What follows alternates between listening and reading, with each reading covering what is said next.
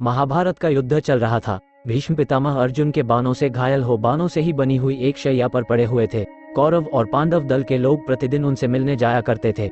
एक दिन का प्रसंग है कि पांचों भाई और द्रौपदी चारों तरफ बैठे थे और पितामह उन्हें उपदेश दे रहे थे। सभी श्रद्धापूर्वक उनके उपदेशों को सुन रहे थे कि अचानक द्रौपदी खिलखिलाकर हंस पड़ी। पितामह इस हरकत से बहुत आहत हो गए और उपदेश देना बंद कर दिया। पांचों पांडवों भी द्रौपदी के इस व्यवहार से आश्चर्यचकित थे। सभी बिल्कुल शांत हो गए। कुछ क्षणोपरांत पितामह बोले, पुत्री, क्या मैं तुम्हारी इस हंसी का कारण जान सकता हूँ? द्रौपदी बोली, पितामह, आज आप हमें अन्याय के विरुद्ध लड़ने का उपदेश दे रहे हैं, लेकिन जब भरी सभा में मुझे निर्वस्त्र करने की कुचेष्टा की जा रही थी तब कहाँ चला गया था आपका ये उपदेश? आखिर तब आपने भी मौन क्यों धारण कर लिया था? ये सुन पितामह की आंखों से आंसू आ गए। कातर स्वर में उन्होंने कहा, पुत्री, तुम तो जानती हो कि मैं उस समय दुर्योधन का अन्न खा रहा था।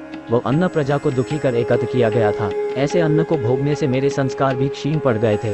फलतः उस समय मेरी वाणी अवरुद्ध हो गई थी, और अब जबकि उस अन्न से बना लहू बह चुका है, मेरे स्वाभाविक संस्कार वापस आ गए हैं और स्वतः ही मेरे मुख से उपदेश निकल रहे हैं। बेटी, जो जैसा अन्न खाता है उसका मन भी वैसा ही हो जाता है।